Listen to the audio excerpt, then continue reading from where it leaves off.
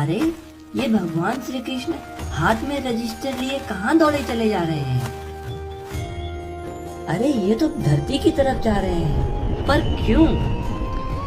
राधे राधे दोस्तों, आज मैं आपको द्वापर युग की एक ऐसी सच्ची घटना सुनाने जा रहा हूँ जिसे सुनकर ठाकुर जी के प्रति आपका विश्वास 1000 गुना बढ़ जाएगा। यह कहानी है ब्रज के एक ऐसे अनपढ़ ग्वाले की जिसने अपनी अनोखी और तार्किक भक्ति से स्वयं भगवान श्री कृष्ण को कर्जदार बना दिया था। इस कथा को पूरे भाव से सुनिएगा। वृंदावन के पास एक छोटा सा गांव था जहां मनसुखा नाम का एक सीधा साधा ग्वाला रहता था। मनसुखा बहुत ही गरीब था, पर उसका दिल वृंदावन की हरियाली जैसा ही साफ था।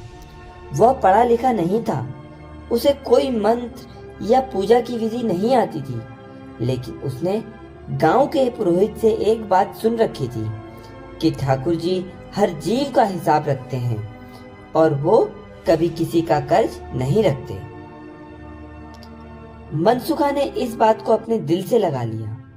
उसका एक नियम था, वो हर रोज सुबह अपनी गाय का ताजा मीठा दूध निकालता और सबसे पहले गांव के प्राचीन कृष्ण मंदिर में जाता। वहां ठाकुर जी की मूर्ति के सामने एक कुल्हड़ दूध रख देता और बड़ी मासूमियत से कहता था, लाला देख, आज फिर आधा लीटर दूध लाया हूँ, अपने खाते में लिख लेना। जब मेरा समय पूरा होगा तो मैं तुझसे पूरे दूध का हिसाब मांगूंगा, भूलना मत। वह रोज आता, दूध चढ़ाता और अपने मन की बही खाते में एक दिन और जोड़ देता। गांव के लोग उसकी इस नादानी पर हंसते थे। लोग कहते, अरे मूर्ख, पत्थर की मूर्ति कभी दूध पीती है क्या? तेरा दूध तो पुजारी ले आता है। पर मनसुखा कहता, पुजारी ले या कोई और, मैं तो अपने लाला के नाम पर दे रहा हूँ ना। मेरा लाला मेरा हिसाब कभी गलत नहीं करेगा। साल बीतते गए, समय बीतता गया। मनसुखा बूढ़ा हो गया। उसने अपनी पूरी जिंदगी में हजारों लीटर दूध ठाकुर जी के चरणों में अर्पित कर दिया था। एक रात मनसुखा की तबीयत बहुत खराब हो गई। उसे आभास हो गया कि अब उसका इस संसार से जाने का समय आ गया है। तभी आधी रात को उसके घर का तापमान अचानक गिर गया। कमरे में एक अजीब सा अंधेरा छा गया और मनसुखा के सामने 2 भयानक आकृति वाले यमदूत आकर खड़े हो गए। यमदूतों ने कहा, मनसुखा, तुम्हारा समय पूरा हुआ, चलो तुम्हारे पाप पुण्य का हिसाब होगा। मनसुखा डरा नहीं, उसने कांपती हुई आवाज में कहा, मैं चलने को तैयार हूँ भाइयों, लेकिन यमराज जी के पास जाने से पहले मुझे मेरे लाला के पास ले चलो। मुझे उससे दूध का हिसाब चुकता करना है। यमदूत हंसे और बोले, अरे बूढ़े, यमलोक के बही खाते में तेरा कोई ऐसा पुण्य नहीं लिखा कि तूने भगवान को दूध पिलाया हो। तू तो बस मंदिर में दूध रखकर चला आता था। भगवान पर तेरा कोई कर्ज नहीं, भगवान ने तेरा कोई दूध नहीं पिया। मनसुखा की आंखों में आंसू आ गए, लेकिन उसका विश्वास नहीं डिगा।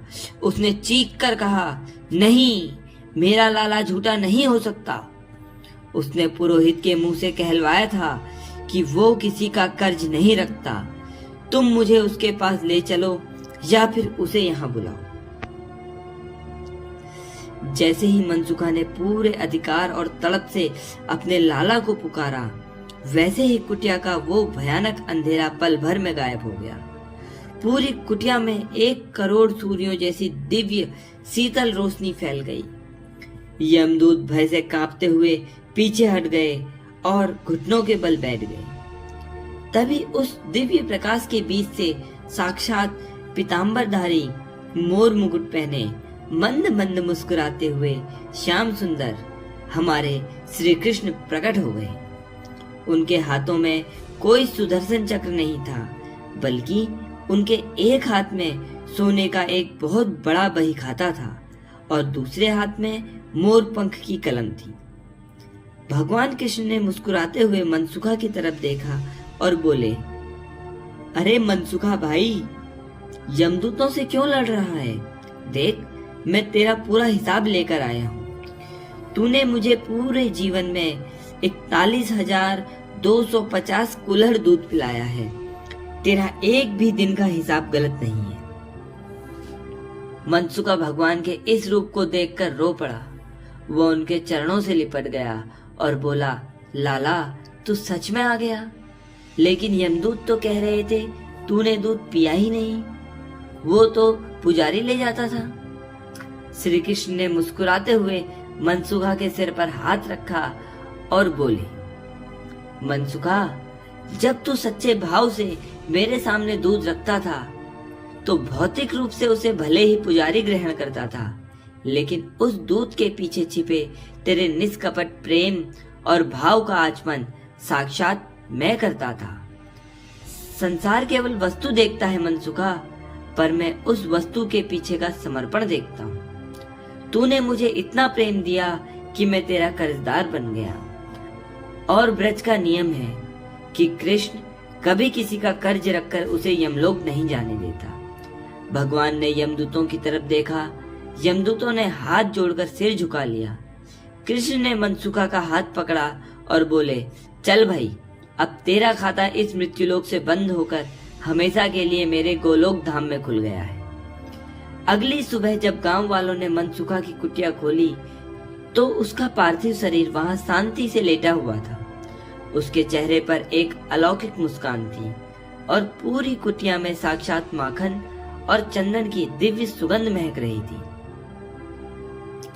तो मेरे प्यारे दोस्तों, भगवान को आपकी धन दौलत, महंगी पूजा या भाषा की शुद्धता नहीं चाहिए। उन्हें चाहिए तो बस मनसुखा जैसा एक निश्चल, सीधा और सच्चा भाव। आप जो भी खाएं, जो भी कमाएं, सबसे पहले अपने कान्हा को समर्पित करें। विश्वास रखिए, वो आपका हर भाव स्वीकार करते हैं। अगर इस कहानी ने आपके दिल को छुआ हो और ठाकुर जी पर आपका विश्वास बढ़ाया हो तो कमेंट में पूरे प्रेम से जय श्री कृष्ण या राधे राधे लिखना मत भूलिएगा। वीडियो को लाइक और शेयर करें ताकि दूसरों की भी भक्ति जागे। मिलते हैं अगली दिव्य कथा में। तब तक के लिए लाला की शरण में रहिए। राधे राधे।